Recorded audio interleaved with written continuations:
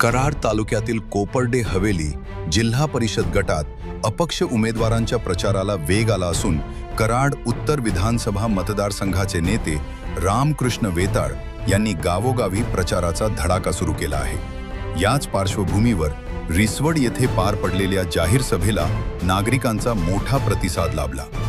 ढोल ताशांच्या गजरात आणि फटाक्यांच्या आतषबाजीत रामकृष्ण वेताळ यांचे जल्लोषी स्वागत करण्यात आले। या सभेला कोपर्डे हवेली जिल्हा परिषद गटाच्या अपक्ष उमेदवार सौ विद्या रामकृष्ण वेताळ, वाघेरी पंचायत समिती गणाच्या अपक्ष उमेदवार सौ नीलम हिंदुराव पिसाळ तसेच कोपर्डे हवेली पंचायत समिती गणाचे अपक्ष उमेदवार अमित प्रकाश पाटील उपस्थित होते। याशिवाय महिला, युवक आणि मतदार नागरिक मोठ्या संख्येने सभेला उपस्थित होते।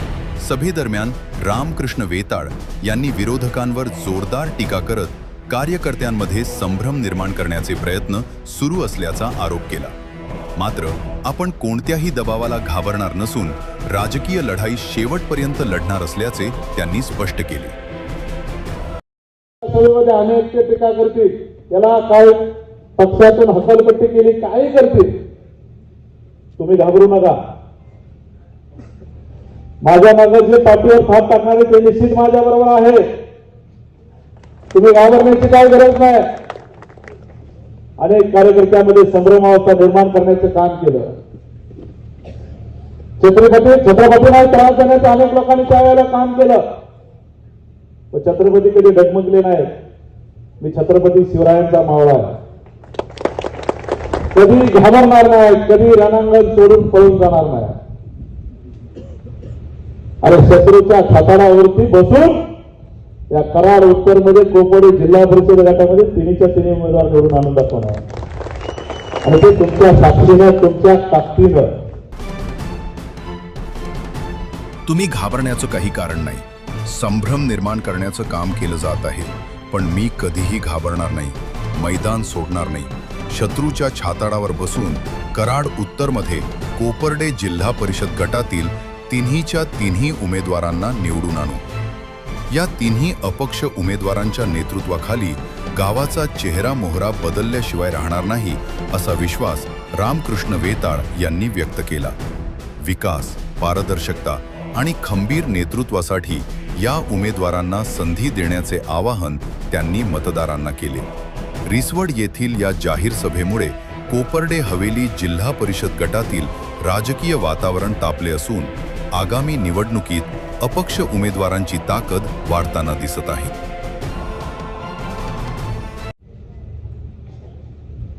मला बरेच काय बोलायचं आहे, परंतु आपली कायम सभा येत होते, 2 वेळा असंच झालं।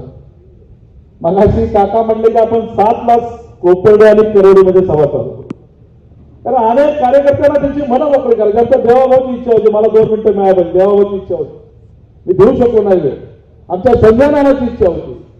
अनेक कार्यकर्ते, मला वेळ जरी नाही मिळाला तर कार्यकर्ते एवढे मोलाचे आणि तोलाचे आहे की प्रति रामकृष्ण वेताळावर काम करणारे इथे बसलेले सगळे कार्यकर्ते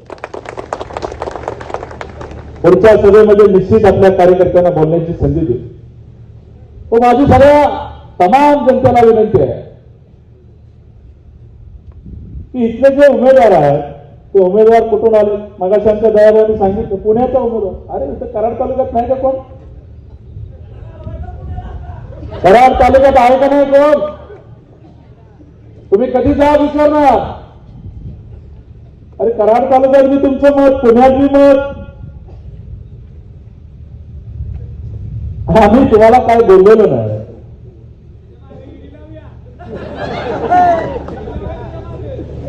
आपल्याला गुळ खाणं काय होतं माहित आहे तुम्हाला? गुळ खाणाऱ्याला काय गरज नसते, तुम्हाला माहित आहे? आपल्याला कोणाला काय करायची गरज नाही। तुम्ही जी शक्ती आहे ना, ही शक्ती भविष्याच्या काळाचा इतिहास घडवणार आहे।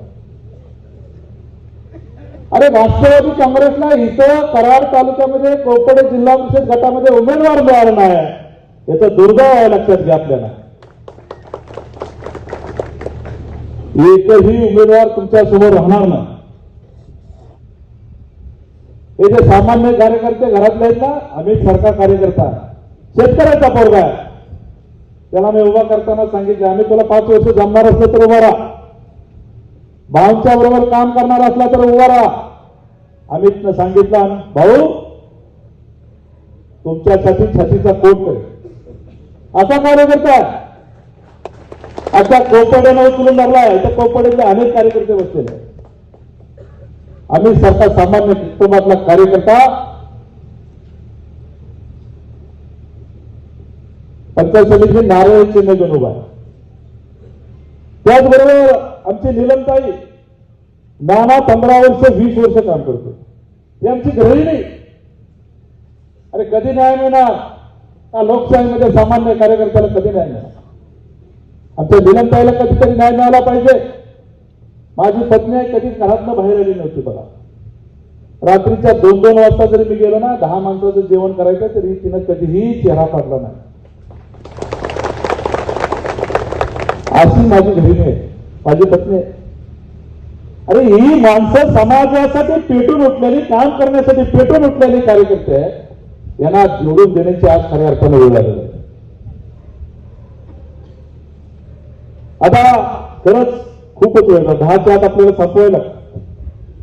तुम्हाला सगळ्यांना चिन्ह माहिती आहे का? मला चिन्ह सांगा. जोरात सांगितलं पाहिजे, जोरात सांगितलं पाहिजे. दुसरं चिन्ह काय? त्या तिन्ही उमेदवारांना तुम्ही निवडून द्या. त्या तिन्ही उमेदवारांना मी मास्टर कसला आहे बघा तुम्ही. मास्टर हेडमास्टर कसा आहे? हा हेडमास्टर कोपर्डी जिल्हा परिषद गटाचा चेहरा मोरा बदलून जातोय. एवढा शब्द आजच्या रिपोर्टच्या सभेमधून देतो. खूप काही बोलायचंय. पुढच्या सभेमध्ये आपण बोलू. कुणाच्याही हात जोडून विनंती करतो, कुणाच्या आमिषाला बळी पडू नका, कुणाच्याही भुलबुलाला बळी पडू नका. रामकृष्ण वेताळासारखा कार्यकर्ता तुम्हाला तुमच्या समोर छातीचा कोट करेल. तुम्ही या तिन्ही उमेदवारांना निवडून द्या. उरलेलं माझं आयुष्य या समाजासाठी समर्पित करण्यासाठी काम करेल. एवढा संप आपल्या सगळ्यांच्या साक्षीने देतो.